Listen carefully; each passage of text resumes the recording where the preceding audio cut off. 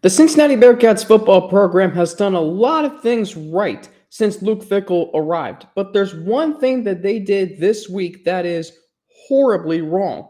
And it's back, the beast. We'll look at where draft guru Dane Brugler has the Bearcats ranked in his annual draft guide. Plus, whereas the Bearcats did something horribly wrong this week, the Bengals are doing something very good next week.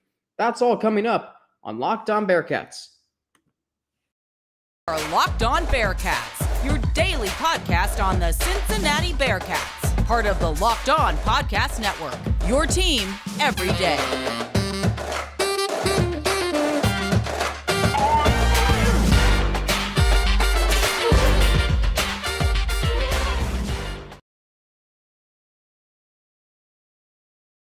So much for making Locked On Bearcats your first listen of every day. We are free and available everywhere you get your podcast. Don't forget to hit that subscribe button on YouTube if you're watching on the Locked On Bearcats YouTube channel. Like, share a comment, give it a rating on Apple Podcasts. Like, comment, give it a like and comment on YouTube. That helps more Bearcats fans like you find this podcast. Alex Frank here with you, the host of Locked On Bearcats. It is Friday, April the 8th of 2022. The Bearcats have their spring game tomorrow. And yet it's closed, or I should say, and unfortunately, it is closed to the public. They have moved the spring game to the bubble at the Sheakley Athletic Center, the indoor practice bubble, from Nippert Stadium due to the impending inclement weather, meaning that fans will not be able to attend. I absolutely loathe this decision.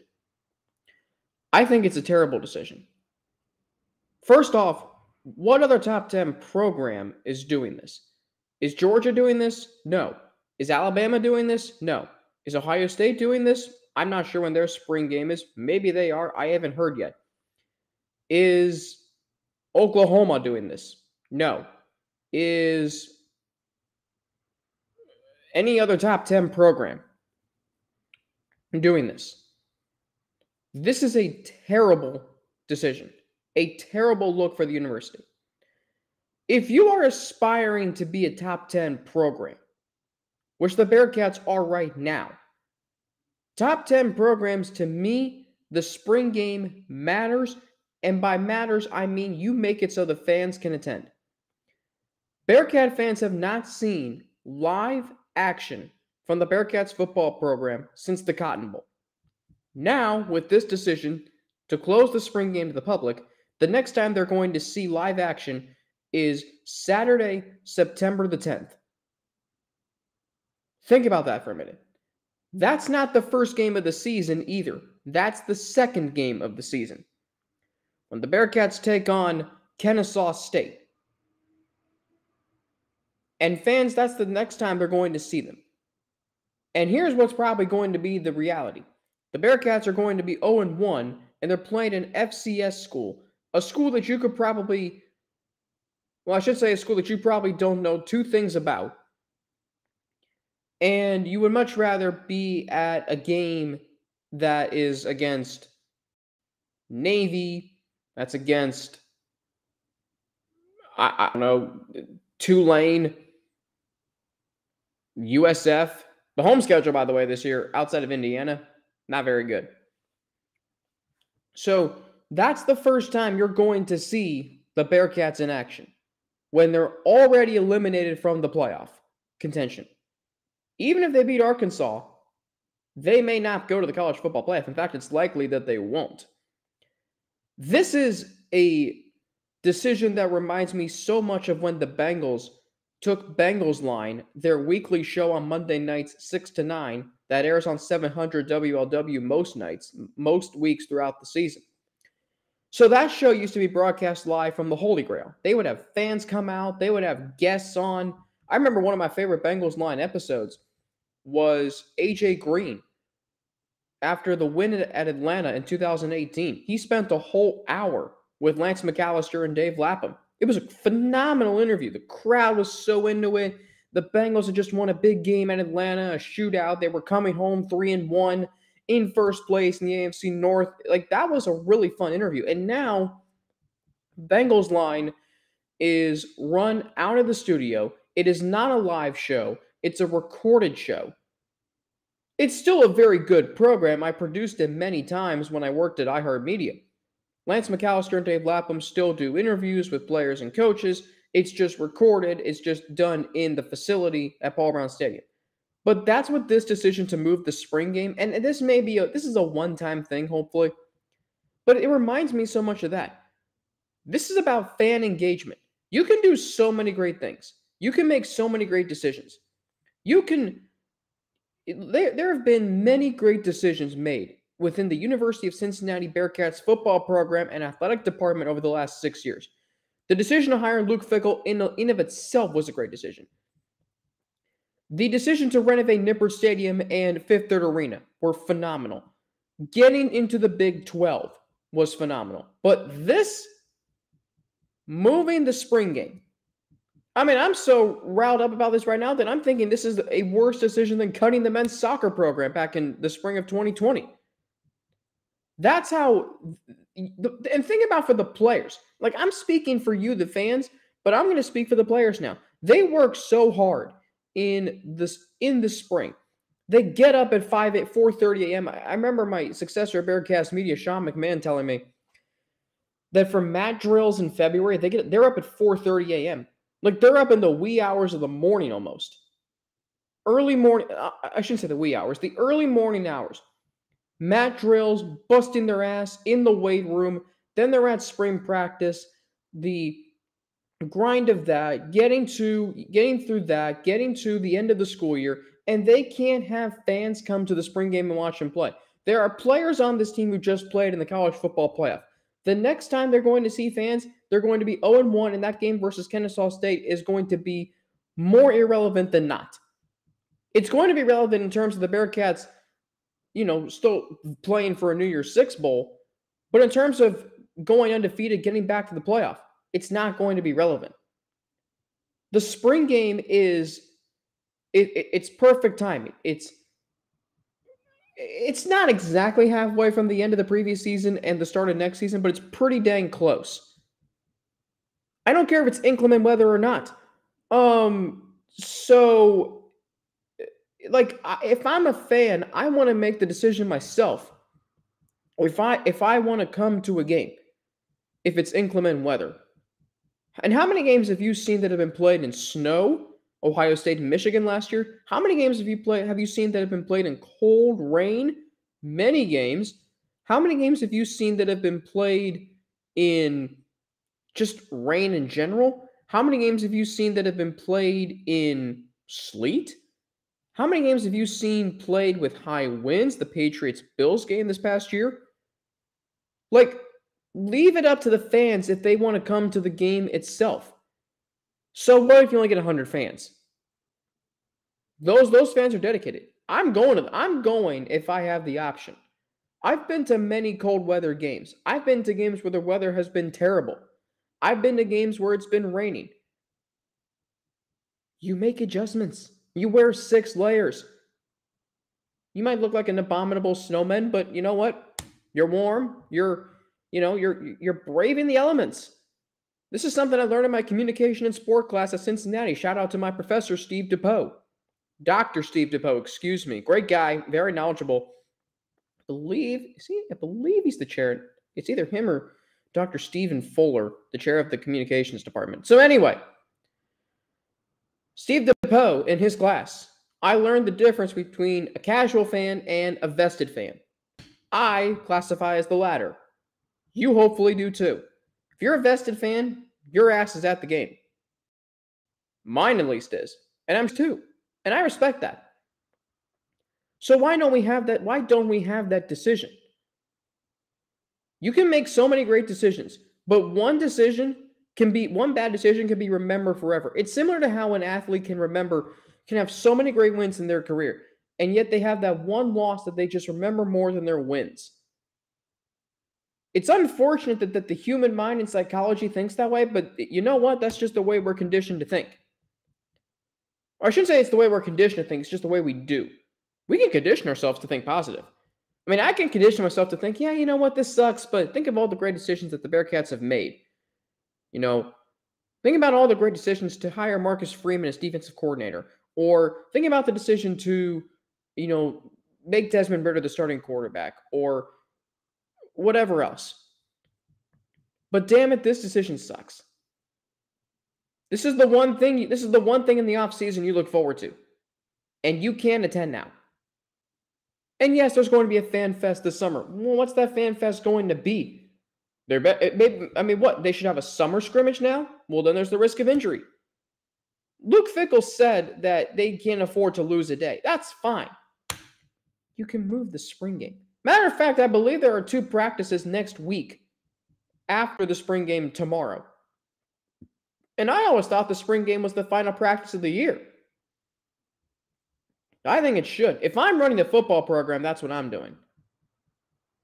And the tone I have today is drastically different than I normally talk about the Bearcats football program and Luke Fickell on the show. And I'm not sure who made this decision, but it's not a good one. Something that is a good decision, one team who is doing something very good, I'll get to in segment 3. But coming up, we'll take a look at where Dane Brugler ranks the Bearcats in this year's draft class. But first, I need to tell you about Built Bar, because this is that time of year that I've pretty much given up on all of my New Year's resolutions. But not this year. I'm sticking to it and eating right thanks to Built Bar, because it almost feels like it's not really a resolution, because I actually enjoy eating them. Have you tried the Puffs? If you haven't, you're missing out on one of Built Bar's best tasting bars.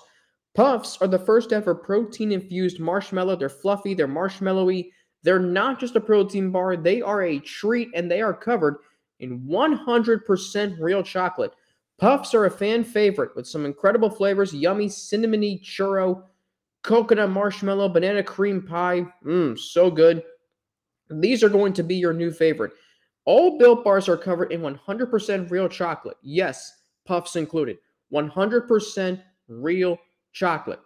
At Built Bar, they're all about the taste. They make it taste delicious first, then figure out how to make it healthy. And I don't know how, but they pull it off every time. No pun intended. They're built for it. Go to Built.com, use promo code LOCKED15 and get 15% off your order. Use promo code LOCKED15 and get 15% off at Built.com. So every year, Dane Brugler, who is a writer for The Athletic, an NFL draft writer for The Athletic, he'll look at players throughout the season, but the biggest thing he does every year is he comes out with his annual draft guide called The Beast. And it is the most thorough, in-depth, extensive draft guide that there is out there. His draft guide is what Phil Steele's college football preview magazine is, just the NFL draft version. So this draft guide's out right now on The Athletic. If you subscribe to The Athletic, which you should, you can search under authors his name and the draft guide. You'll scroll down. There will be a passcode which he provides to get in. You click on the link to download the draft guide. You put in the passcode or password, and you're in. So Dane Brugler has multiple Bearcats ranked at key positions. And by the way, the positions that he ranks are quarterbacks, running backs, wide receivers, tight ends, offensive tackles, offensive guards, centers, edge rushers, defensive linemen, linebackers, cornerbacks, safeties, kickers, punters, and long snappers. 13 different positions that he ranks. That, my friends, is in depth to the extreme. So he has, does he have 8 players? 1, 2, 3, 4, 5, 6, 7, 8. Oh, he has 9. 9 players who are ranked in his draft guide. One of those players did not get invited to the combine. Excuse me. One of those players was not invited to the combine. But that player is Curtis Brooks. But we're going to start with the big names. We're going to start with Desmond Ritter, who Dane Brugler has as his number 3 quarterback. Number 3 quarterback behind Kenny Pickett and Malik Wills. Malik Willis, excuse me. And I'm pulling up the draft guide. I already have a subscription to The Athletic. I'm gonna read to you the strengths that he has for each players. Apparently my password's incorrect. I'll go into the app on my phone. Anyway, so Desmond Ritter is ranked number 3. He's also ranked in his top 40. Oh, by the way, he also has a top 100. I'm not sure just how he pulls this off every single year, but he does. So we go to number 3, the quarterbacks, Desmond Ritter, which, by the way, is ahead of Matt Corral, who's number 4, and Sam Howell, who's number 5. Carson Strong is number 6. So Desmond Ritter, the strengths that he lists, Dane Brugler lists for Desmond Ritter. Loose, light-footed athlete who calmly maneuvers around the pocket. Long strides eat up grass quickly to pace pursuit. Displays a strong arm with terrific RPMs on his strikes. And some of the terms he uses in here, maybe you don't know what they are. I don't know some of them either, but that just tells you how smart this guy is. At his most comfortable, throwing on the move, instinctively changes his arm angles based on the passing windows without sacrificing supreme confidence to attack tight windows, showing trust in his receivers to make plays. Able to drive throws while still making his balls catchable, displays poise within the pocket, but also senses when to cut his looses. Shows vision as a scrambler and can make the first man miss with his quickness and run toughness. And then, of course, he goes on to mention his accolades. First-team academic All-American, only the 6th in school history. Remarkable resume with a 43-6 record as a starter. I believe that's 44-6. I will confirm that. Never lost a start at home. And, of course, holds numerous school and conference records. His final point he makes in his overall is summary. Ritter needs to become more consistent with his release, timing, and accuracy, but his loose athleticism, self-confidence, and experience are strong selling points. He has the physical tools and mindset to compete for starting reps early in his NFL career. And as I'm going through, seeing where all these rankings are, where all these Bearcats are ranked, we'll get to Sauce Gardner in a minute, who he has as his number 1 corner. It's just amazing to me how far this program has come, where we have 8 players, maybe 9, who are going to get drafted to the NFL. This has not happened. The Bearcats have not had a first-round draft pick in 51 years. And this is what getting a head coach. The head coach is the face of a college football program. The head coach is the one who can raise the standards because players come and go so frequently. Now, Desmond Ritter is unique because he stayed 4 years and evolved so much, and he raised the standards and he reconfigured what's possible here in Cincinnati. I truly do believe that. The Desmond Ritter changed what's possible for this program. Tony Pike did too. And you can have quarterbacks that do that. Joe Burrow at LSU, for instance, Trevor Lawrence and Deshaun Watson at Clemson. Desmond Ritter was that in Cincinnati. Brugler has him going number 40. He has him 40 in his top 100. This is just amazing when you have all these players ranked very high in the quarterback draft class. Now, this week, we've seen the Saints go all in, potentially, with acquiring 2 first-round picks from the Eagles. Desmond Ritter has been visiting teams like the Steelers. I know the Falcons may be interested in trading up. Maybe Carolina's interested in trading up. So you're seeing all of these. Dan Orlovsky's been tweeting about Desmond Ritter this week and how great he thinks he is and all the great things he does on the field. It is going to, and we are less than 3 weeks away from the draft. It is going to be very, very interesting to see, because this quarterback class is not very strong as it's been in years past, which teams want to take a risk on one of these quarterbacks. I believe Kenny Pickett's going first off the board. I believe one team will draft him. Outside of that, who knows? Now, I think Desmond Ritter should be the first quarterback taken off the board. I think he's the most accomplished quarterback. Kenny Pickett's going to go first because people know more about him, and he's gotten more headlines this offseason than Desmond Ritter. Unfortunately. It's not by much, but he has gotten more. But I believe Desmond Ritter will be at least the second quarterback taken off the board. And I think the one team that does is going to benefit. I think if Desmond Ritter gets drafted in the first round, he's going to be a starter week 1. I believe he will be a starter in week 1 regardless. Look, there are quarterbacks who have been taken in later rounds that have started week one. Most recently, those quarterbacks have been Russell Wilson, who started week one for Seattle in 2012. He was a third round 75th overall pick. And then in 2016, Dak Prescott was a fourth round draft pick, 135th overall, and he's now a top 10 quarterback in the league, arguably. So maybe it doesn't matter where Ritter goes. I believe he's going to go in the first 2 days. I believe his name will be called in the first 2 days, potentially on night one. It's just amazing to me. We're talking about notable Bearcats players in the draft, and they're high on the list.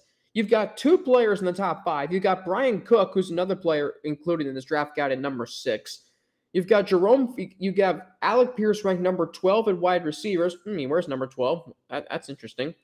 You've got Kobe Bryant, number 11 in the cornerbacks. You've got Myjai Sanders ranked in the top 20 at the edge rushers. You've got Darian Beavers ranked number 11 at linebacker. You got Jerome Ford ranked number 17 at running back. And it's not like Dane Brugler's assessing a post-draft free agency grade to them. No, he's saying they're going to draft in the first round, third round, fourth round, sixth round. This is amazing. Like, Chad Brendel had a hot take that the draft weekend could be the most impactful weekend for the University of Cincinnati in history. I don't disagree with that. By the way, I want to send my thoughts and prayers to Chad Brendel and his family. His wife, Kelly, has been battling cancer for the last few years. And earlier this week, Chad Brendel tweeted, I can find the tweet, I believe he sent it out last night, or it might have been Tuesday night. Chad Brendel, for those of you, I'm sure you know of him, he covers Bearcats football, Bearcat Journal. And last night at 10:41 p.m., or actually on Wednesday night, they got a diagnosis for his wife, Kelly. She's also dealing on top of the cancer with pulmonary hypertension, which Chad says is equally debilitating long term. So I want to send my thoughts and prayers to Chad's wife, Kelly, their daughter, Kelsey, and then Chad, of course, himself, and all the family and friends who know Chad. You who know Chad, you love his work. You hear him often on ESPN 1530 every Thursday with Mo Egger. He will fill in for Mo Egger. He'll be on 700 WLW for guest appearances. Just really want to send my thoughts and prayers to the Brendel family, and especially Kelly, as she continues to relentlessly and resiliently fight this terrible disease. So, Sauce Gardner is the number one cornerback in this year's draft class. And we can go, and by the way, if you download it from The Athletic, it's 288 pages. Are you going to read all 288? Maybe. So Dane Brugler has Sauce Gardner number one in cornerbacks. In terms of strength, went too far. Or did I go too far? No, I didn't go too far. I actually somehow went back. So Sauce Gardner's strengths: tall, stretched out athlete, light-footed pedal and turn, and his hip flip is unforced. Long gait helps him stay in phase and stay stride for stride with receivers. Accelerates in a blink to recover in coverage or drive underneath. Poised and press and extends his long arms into receivers. Above average on-ball competitive play, on-ball production rather. 9 career interceptions with 2 pick sixes. Makes catch point adjustments like a former wide receiver. Uses the sideline wisely to cut off routes. Competitive play personality shows in run support and against physical pass catchers. Exudes confidence and doesn't apologize for being flashy. Celebrates his Sauce nickname, which was given to him at age 6 by his youth football coach. Coaches say he raises temperature in the room with his exuberant personality, but also holds teammates accountable. Missed only 1 game the last 3 seasons. Influenced offensive game plans as quarterbacks looked elsewhere, as he only saw 2.9 targets per game in 2021 and didn't give up a 20-plus yard reception. Overall, Gardner needs to continue developing his play strength, but he is a sticky bump and run corner with athletic instincts to stay in phase and smother receivers. Cincinnati hasn't produced an NFL first-round pick since 1971. That will change with Gardner. Number 5 overall. Wow. And a lot of the things that Brugler has mentioned are things that I've said about Sauce Gardner. He's going to make NFL teams not throw to his side of the field. There are going to be accomplished quarterbacks in this league. It's going to be very interesting to see which team drafts him and then subsequently which division he plays in. If he goes to the Jets, which I've seen in several mock drafts, that means you're going to be facing Mac Jones, who was a former national champion quarterback, Tua Tagovailoa, who is a former national champion quarterback, did not get the win in that game though. Josh Allen, who is my pick right now to win MVP next year in the NFL. So those are the three quarterbacks you're going to be facing. And think of the receivers you're going to be facing. Stephon Diggs, who just got a massive extension with the Bills. Tyreek Hill and Jalen Waddle. He's probably going to guard Jalen Waddle, cover Jalen Waddle. So you're going to force Tua, Mac Jones, and Josh Allen. All three really good quarterbacks. Tua's good, not really good. Mac Jones is good, could be really good. Josh Allen's great. We're going to see how those three quarterbacks throw to his side of the field and if they want to take the bait or not. If he goes to the AFC West, which I don't know if he will, because the earliest team picking in that draft is Denver. They're not picking that high. But let's say, for instance, he were to go there. Derek Carr, Patrick Mahomes, and Justin Herbert. I'm just saying if he goes to Denver. Let's say he goes to Seattle. You're going to be facing quarterbacks like Matthew Stafford, who just led the Rams to a Super Bowl championship. You're going to be facing Kyler Murray, one of the most electric players in the league.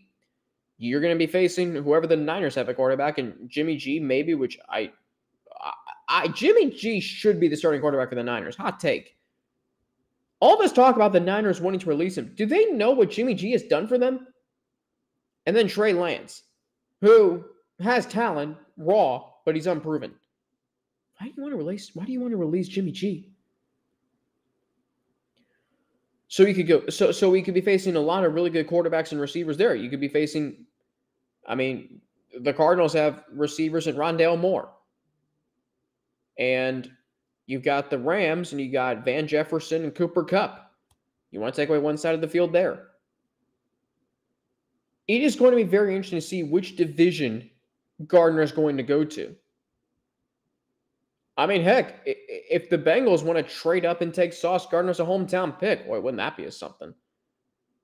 Then he'd be facing guys like Amari Cooper and whoever the Steelers have a receiver and Marquise Brown. That would be really interesting to see. But it is just really great that in an extensive draft guide that Dane Brugler has, the Bearcats are getting a lot of love. No longer are they just overlooked and, hey, we got a player in the top third round pick. No, you have one player going first round. You have another player going second round, although I think he could go first round, Desmond Ritter. Enjoy this. This is still an incredible impact that the 2021 season had. And that's why moving the spring game and closing it to the public, it just sucks. It really does. This would have been the first normal spring game in 2 years. Actually, 3 years. And now we're not going to have one? With fans? Why does a team that just made the college football playoff have to practice in a bubble? That shouldn't be. You're going to the Big 12. Are you going to do this when you go to the Big 12? I don't know. I hope not. But another Cincinnati team that we're going to finish off this week with a fun segment 3. One team that is doing something really cool is the Bengals. You may have seen what they will be doing next Tuesday at opening day for the Cincinnati Reds. Their first home game, that is. And I'll explain or get into it because you may already know next. But first, I need to tell you about betonline.net, your number one source for all your betting needs and sports info. Find all of the latest sports developments, including this week's Masters Championship odds, podcasts, and reviews for all the different leagues this season. BetOnline is your continued source for all your sporting and wagering information, including live betting, esports, and scores. Head to the website today or use your mobile device to learn more about the trends in action. BetOnline, where the game starts. The Cincinnati Bengals have done a really great job the last 2 seasons of rebranding themselves. Zac Taylor comes in 2019, and that franchise was still operating like it was 1990. 2020, if they finally showed some signs of modernization. Joe Burrow, T. Higgins, an offense that looked like it could compete in 2020 with all the other offenses. And then this year they put it all together with spending a boatload of money in free agency on guys like Trey Hendrickson and Chidobe Awuzie, Mike Hilton, Larry Ogunjobi, which were probably the 4 best signings. They also went out and got Riley Reif, who was okay, not a bust, but just okay. And the Bengals have reaped the benefits from that. The fan base is behind them. They got a franchise quarterback who is so connected to the city right now. He's the unofficial mayor of Cincinnati. No disrespect to Aftab Purval. But Joe Burrow has the entire city in the palm of his hand. That's what a franchise quarterback can do for an NFL team. The most popular sport and the most popular position. He just took the Bengals to the Super Bowl for the first time in 33 years. He didn't just lead them to the first. The Bengals could have lost to Tennessee 42-0, and the season still would have been successful because they won a playoff game for the first time since 1990. But no, they weren't done there.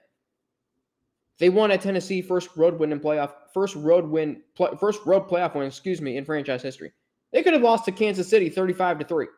They were down 21-3. But no, they weren't done there either. They came back, won the Super Bowl. I'm sorry, well, I wish I could say that. Won the AFC Championship. So Tuesday, it's opening day for the Reds. And I was talking to family over the weekend, and I'm like, Joe Burrow should throw out the first pitch. And to me, it was a no-brainer. And sure enough, he's going to be throwing out the first pitch. Zac Taylor is going to be catching the first pitch. And Jamar Chase is going to be presenting the National League Rookie of the Year to Jonathan India. This is really good on so many levels. Number one, Joe Burrow is the most popular athlete. Is the most popular man in Cincinnati right now. He might be the most popular person in Cincinnati right now. And not probably, I think he is. And on a day that this city lives for every year, there are 3 days that Cincinnatians live for. Crosstown Shootout, Christmas, and opening day. So you have that on one of the best days of the year in Cincinnati. And all the pageantry and tradition and celebration that goes along with it. You have the most popular man in Cincinnati throwing out the first pitch in Joe Burrow. Number two is you have the team who took over the city for 2 months in December, January, and February. I just said 3 months, but it was a 2-month span. You have an entire team that took over a city. It's not just going to completely disappear for the whole offseason and then magically reappear for training camp like walking through the corn in a field of dreams. No. You have a team that is going to be making a public appearance at the city's other professional sports teams' ballpark, major professional sports teams' ballpark on opening day. That's really cool. So that shows that there is a what is the word I'm looking for? That the Reds and Bengals support each other. There's mutual support. That there is, a genuine friendship maybe between these two franchises. And it's two franchises that are doing things very differently. The Reds are essentially doing just above the bare minimum to try and compete. The Bengals are saying, we're going all in because we believe we can win. That wasn't the case a few years ago. So it's good on that level. The fact that we're not going to wait a whole offseason to see guys like Joe Burrow, Zac Taylor, and Jamar Chase again. They're making public appearances. The image and the name is being kept in the minds of fans, even as we're still 5 months away from the start of the season. It gives chance for the team to get out into the community. This is something that, the Reds have done so well for many years. With Reds Fest, with Reds Caravan, so many other activities that go on throughout the city, whether it's players going to Cincinnati Children's, the players going to Kings Island. The Bengals are now a part of that. No longer are they just there playing football. When they're good, it's great, but when they're not, it's terrible because you're like, what am I supporting? Who am I supporting here? No. These players are getting out into the community. And Joe Burrow has built up this incredible persona. But yet, that is not He is not above going out to a Reds game and throwing out the first pitch of the season. That speaks very highly of Joe Burrow. And it's not like it's just Joe Burrow throwing to some random Joe Schmo or some backup catcher, bullpen catcher on the Reds. No, he's throwing the first pitch to Zac Taylor, who I know there are those who are going to say what they want about him. I thought he coached a really good postseason, made some questionable decisions in the Super Bowl. But you know what? Kyle Shanahan's made plenty of those. I mean, hell, Pete Carroll made a decision way worse than Zac Taylor running the ball on 3rd and 1.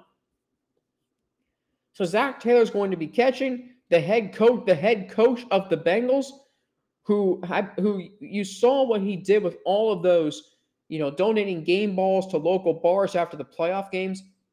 That's really cool. That is really cool. That is him connecting with the community. And it was so easy for you to hear him say, well, we thank you for coming out to the game today when we're 0-11 and when we play for championships, you're going to enjoy it. And it was so easy to be like, yeah, whatever. I mean, really? Are we going to start playing for championships soon? Oh, yeah, we are. I apologize to Zac Taylor because I was at that game when he said that. Give him credit.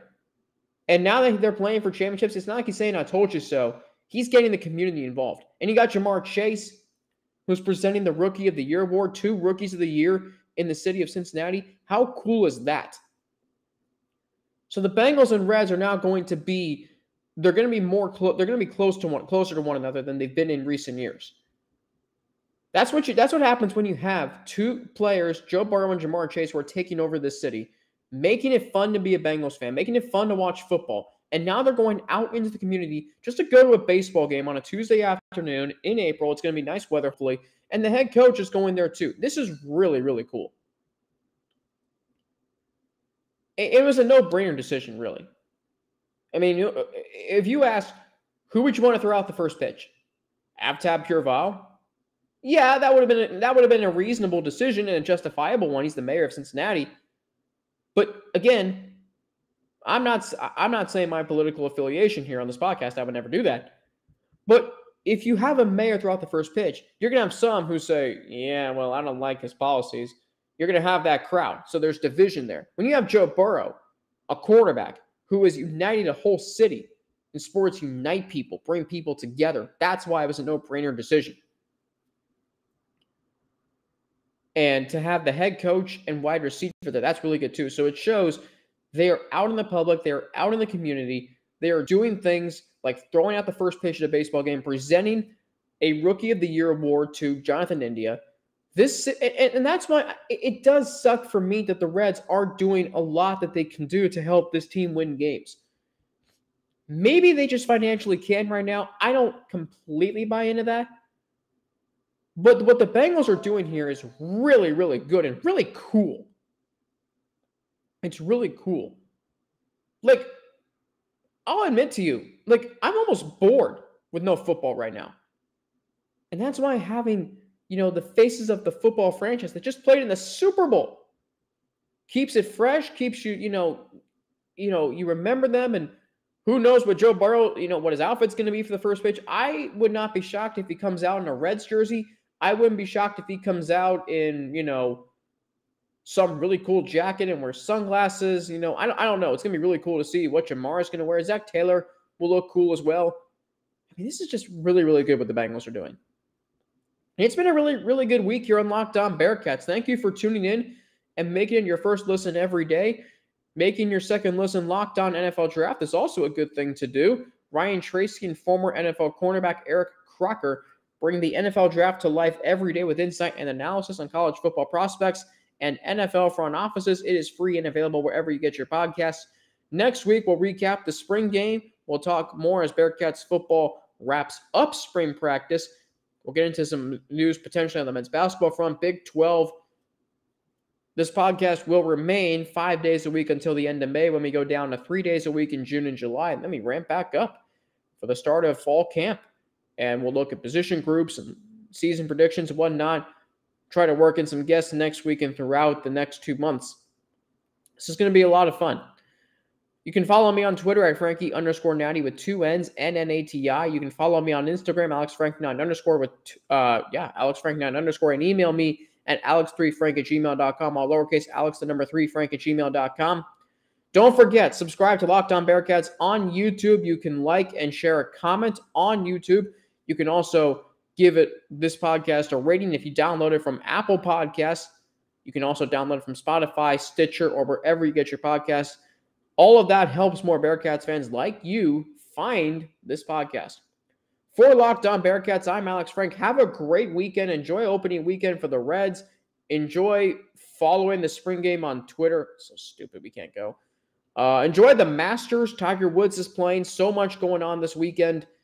NBA and NHL regular seasons winding down. This is a fun time of the year. It really is. I guess I'm not bored without football. Have a great weekend. I will talk to you all on Monday.